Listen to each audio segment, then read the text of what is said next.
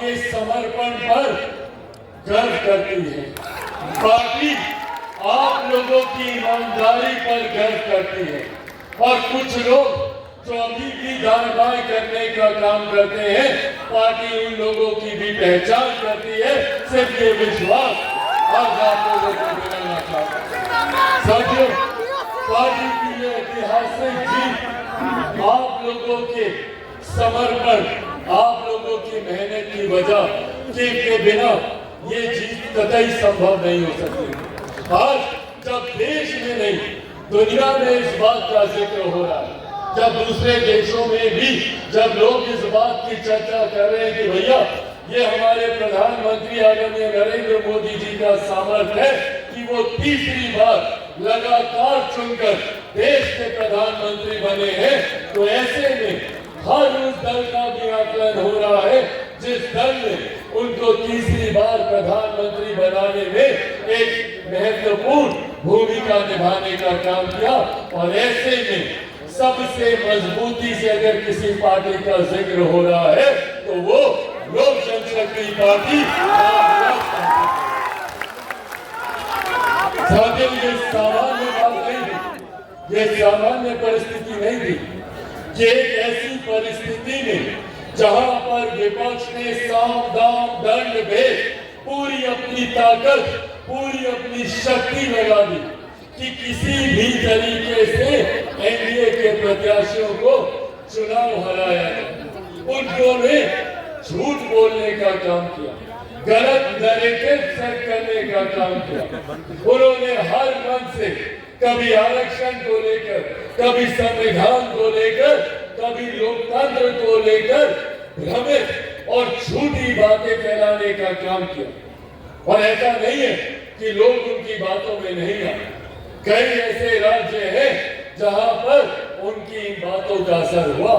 हम लोग के बगल का राज्य उत्तर प्रदेश में जिस प्रदर्शन की हम लोग को उम्मीद थी, अपेक्षा थी, वैसा प्रदर्शन नहीं रह पाया। पर ऐसे में मैं जहां अपने कार्यकर्ताओं का धन्यवाद करूंगा तो वहीं बिहार की जनता का भी मैं धन्यवाद करूंगा, जिन्होंने विपक्ष के झूठ को धुकाते हुए प्रधानमंत्री जी के नेतृत्व, मुख्यमंत्री जी के नेतृत्व और एनडीए की ताकत पर भरोसा करने का काम किया। और उसका सबसे ज्यादा फल अगर किसी को मिला तो वो लोक जनशक्ति पार्टी रामविलास को मिला। आज मुझे गर्व होता है ये कहते हुए कि हमारे नेता, मेरे पिता आदरणीय रामविलास पासवान जी, उन्होंने हमेशा से ये सपना देखा कि पार्टी नई ऊंचाइयों पर जाए। सन 2000 में जब उन्होंने पार्टी का गठन किया, वहां से लेकर जब तक वो जीवित रहे, उन्होंने हमेशा विपरीत परिस्थितियों से भी लड़ते हुए पार्टी को नई ऊंचाइयों तक लेकर जाने का काम किया। 2004 के लोकसभा के चुनाव को पहली बार पार्टी ने लड़ने का काम किया। 4 सांसद उस वक्त हमारे जीत कर आए, उसमें से एक सांसद रामा किशोर जी भी यहाँ पर मौजूद हैं। ये तमाम सांसद एक एक कर 2004, 2009 में जरूर हम लोग विपरीत परिस्थितियों से गुजरे, पर उसके बाद पुनः पार्टी ने एक नई ऊंचाइयों को देखने का काम किया। जब 2014 में 7 में से 6 सांसद हम लोग जीत कर आए और उसके बाद से लगातार पार्टी ने ये कंसिस्टेंसी बरकरार रखी। तो ये नहीं कह सकता भैया कि पार्टी आई धोखे में जीत कर चली गई। हम लोगों ने 14 में भी अपने आप को साबित किया, हम लोगों ने 19 में भी अपने आप को साबित किया। 6 सीटें लड़े, 6 की 6 हम लोगों ने जीतने का काम किया। और 2024 में भी हम लोगों ने पुनः अपने आप को साबित करने का काम किया। 5 सीटें हम लोग लड़े और 5 की 5 सीटें हम लोगों ने जीतने का काम किया। कुछ दिनों पहले भारतीय जनता पार्टी के कुछ शीर्ष नेताओं से हमारी बातचीत चल रही थी, अनौपचारिक बातचीत थी, पर बातचीत में मुस्कुराते हुए उनके समक्ष हमने ये बात भी रखी कि भैया गठबंधन ने हम लोग को महज 5 सीटें दी, 5 की 5 हमने जिता के दी। अगर आप हमको 10 सीटें भी देते, ये विश्वास आज की विचारों को आगे लेकर चलने का काम किया, उसी के अनुसार पार्टी ने फैसले लेने का भी काम किया। लोक जनशक्ति पार्टी रामविलास ने हमेशा बिहार फर्स्ट, बिहारी फर्स्ट की सोच को धरातल पर उतारने का प्रयास किया। ऐसे में हमेशा हर मंच से मैंने प्रमुखता से जिक्र किया कि किसी भी देश, किसी भी प्रदेश में एक उस प्रदेश की आधी आबादी, उस प्रदेश की ताकत होती है तो दूसरी वहां की युवा शक्ति उस देश की, उस प्रदेश की ताकत होती है। हमेशा से मैंने महिलाओं और युवाओं को आगे लाने की बात की। आज मुझे खुशी है इस बात की कि न सिर्फ लोक जनशक्ति पार्टी रामविलास ने युवाओं को, महिलाओं को आगे लाने की बात की, बल्कि जब हम लोगों ने टिकट का वितरण किया, जब हम लोगों ने प्रत्याशियों का चयन किया, तो उसमें भी न सिर्फ बिहार प्रदेश ने बल्कि पूरे देश ने देखा कि ये पार्टी सिर्फ महिलाओं और युवाओं की बात ही नहीं करती, बल्कि महिलाओं और युवाओं को उचित प्रतिनिधित्व भी देने का काम करती है। आज हम लोग को गर्व है भैया, महज 5 सीटों पर हम लोग चुनाव लड़ रहे थे। कितने समीकरण कोई इन 5 सीटों पर साध सकता, पर उसके बावजूद इन 5 सीटों में से 4 सीटों पर युवा और 2 सीटों पर महिलाओं को हम लोगों ने लड़ाने का काम किया।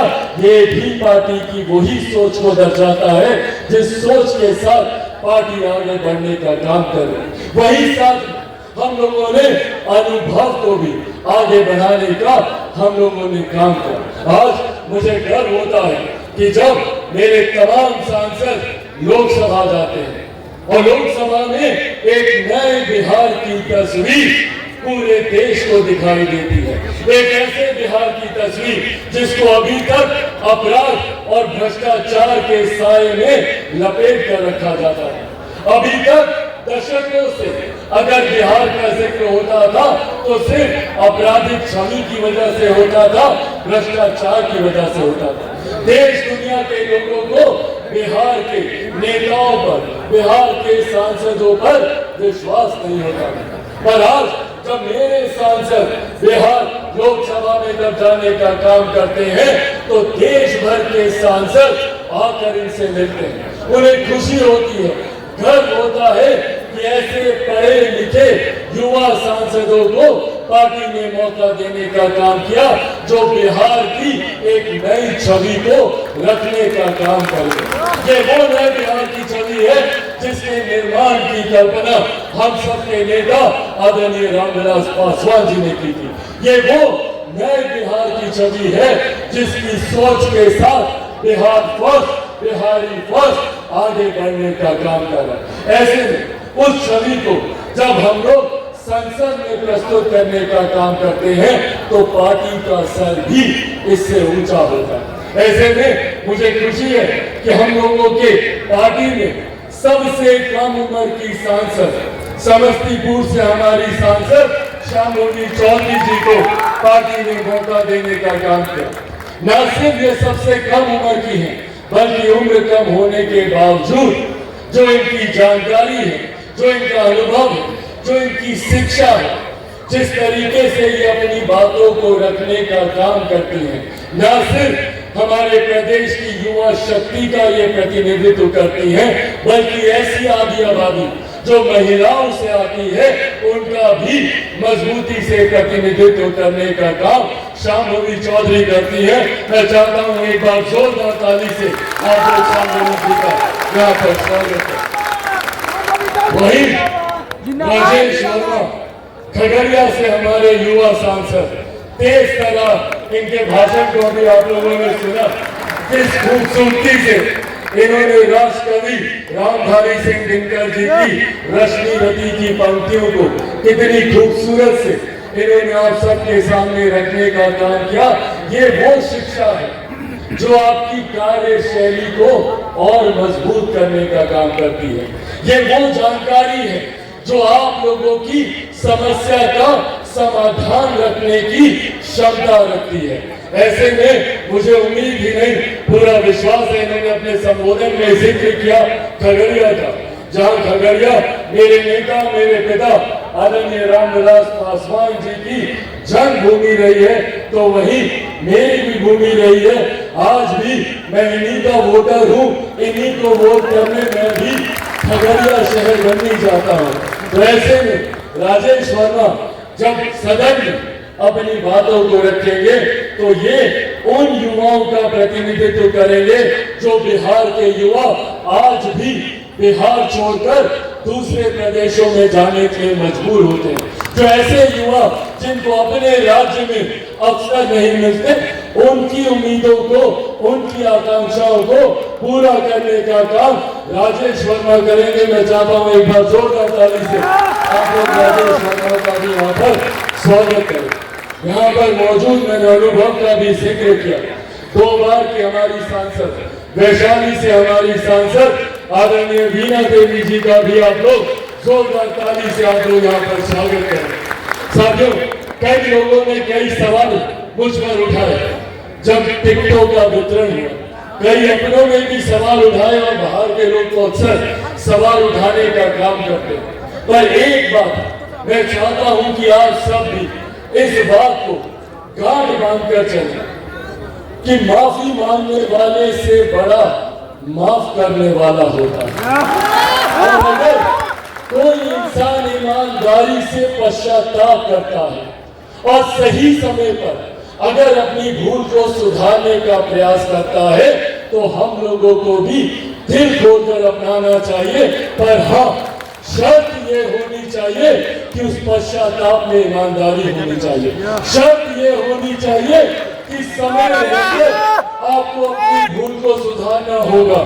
जब सारी परिस्थितियां खूबसूरत हो जाए, उसके बाद अगर अब कोई दरवाजे पर आए तो उनके लिए लोक जनशक्ति पार्टी रामविलास के दरवाजे हमेशा हमेशा खुले रहेंगे। ये बात भी हम लोग को स्पष्ट रखनी चाहिए। ऐसे में वीरा जी ने जिस तरीके से